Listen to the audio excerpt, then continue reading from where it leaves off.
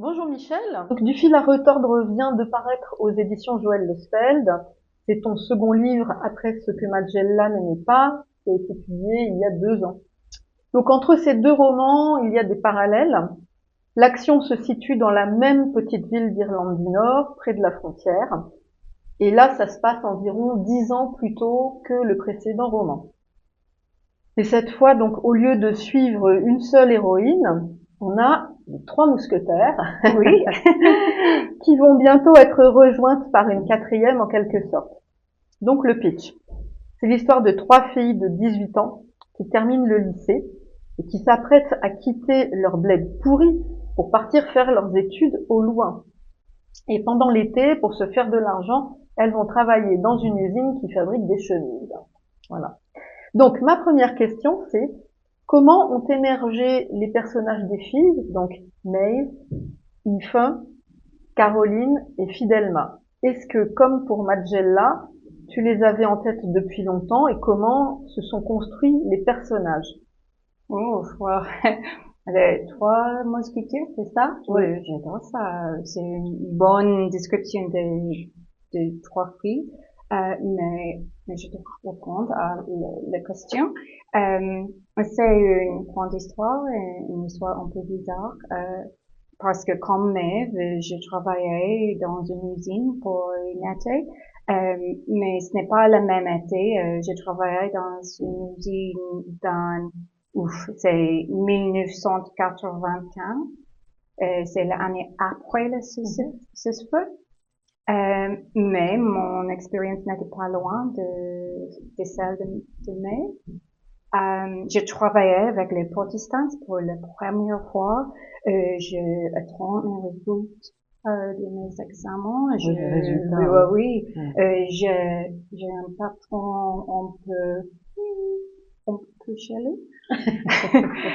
J'étais jeune, j'étais folle et passionnée, mais aussi timide, hein. Je voulais devenir écrivain, pas journaliste. Donc après l'université, je l'ai dit que je vais écrire un roman qui parle de l'histoire de 3 filles dans une usine. Mais à 23 ans, je suis tombée gravement malade. C'était vraiment grave, donc je ne peux pas écrire ce livre. En fait, quelques années après ma malade, je commençais avec Magellan. Oui. Ce n'est pas le roman de une usine, mais un roman qui parle de la chip shop. Oui, oui. Quelques années après ça, j'étais encore gravement malade, mais après avoir accouché,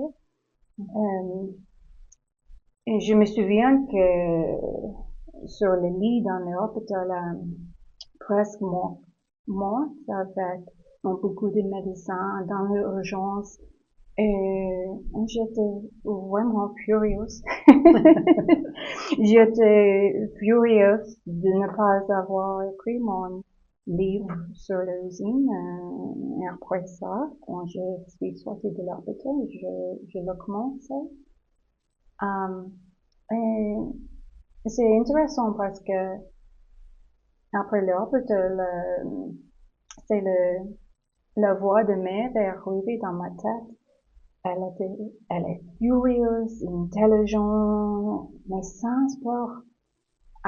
Et elle arrive comme ça, toute vivante dans ma tête, et je pense que, wow, c'est Maeve qui doit écrire cette livre, pas moi. Donc ma deuxième question, c'est un autre parallèle qu'on peut faire avec Majella, c'est l'humour. Donc la langue est toujours aussi savoureuse, mais surtout tu réussis à faire rire avec des choses qui sont dramatiques et qui en réalité sont pas drôles du tout. Donc est-ce que cette façon d'écrire t'est venue naturellement ou bien est-ce un parti pris pour mettre à distance les drames? Parce que je pense à un autre auteur, Clio O'Callaghan, qui lui fait exactement l'inverse. Oui, j'adore Billy O'Callaghan. Il est vraiment gentil, et c'est vrai que nous écrivons différemment. Je grandis dans une communauté dangereuse pendant le temps difficile. Ma famille, mes amis, mes voisins, tout le monde essayait d'être drôle, même dans les mauvais moments. Je pense que j'ai appris le dark comedy quand j'étais vraiment petite. Je pense que c'est une façon de mettre la distance entre les choses terribles et mes émotions. Je ne veux pas tomber dans une trou noir. Je ne veux pas pleurer. Et c'est pour ça que j'utilise les dark comedy dans mes livres, et dans ma vie aussi. Je pense que Billy O'Callaghan, il a beaucoup de courage pour écrire sans dark comedy. C'est l'humour noir. C'est l'humour noir. Mais en fait, personnellement, je trouve que Billy, il raconte des histoires qui sont tristes et drôles à la fois en personne. Quand nous sommes ensemble, il est drôle et triste comme ça, mais c'est différent. Oui, en dehors des livres. Pour revenir maintenant aux choses qui diffèrent entre les deux romans, je dirais que la différence principale entre les deux, la différence de fond, c'est que avant, le contexte politique et social était plutôt une toile de fond. Dans Ce que Magellan n'aimait pas, c'est plutôt un décor. Alors que ici, c'est vraiment la trame de l'histoire. Tu mets en scène à la fois la lutte des classes et la lutte de ces jeunes femmes contre une société patriarcale écrasante, la lutte politique entre les catholiques et les protestants, la lutte historique entre les colonisés et les colonisateurs, qui sont symbolisés par Henry, le patron anglais de l'usine où les filles travaillent. Donc on va découvrir tous ces aspects-là à travers le parcours des filles.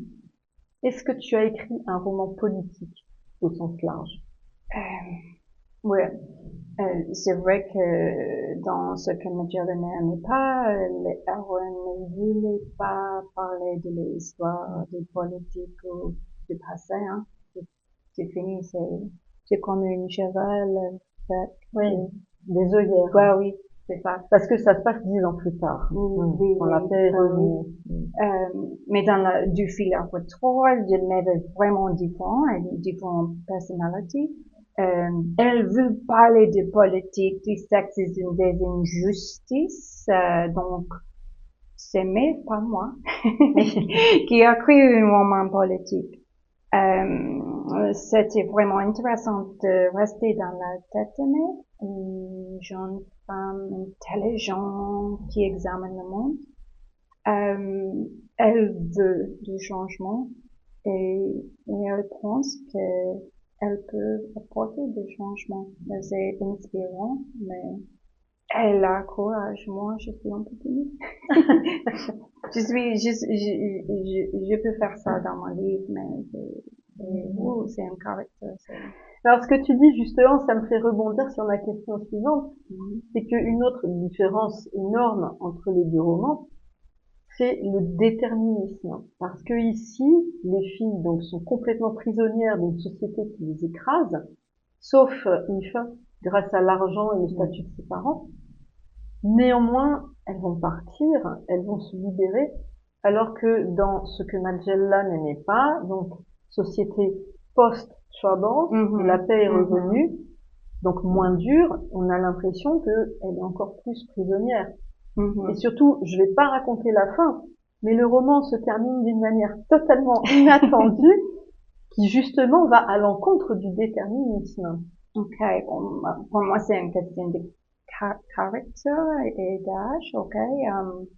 Mais elle a 27 ans, elle habite dans la même petite ville que Paris, elle travaillait dans le même boulot pendant 10 années.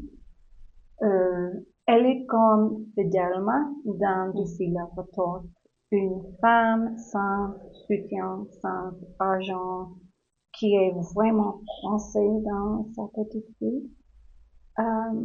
Mais Eva et Caroline naissent elles sont plus jeunes, ça c'est important.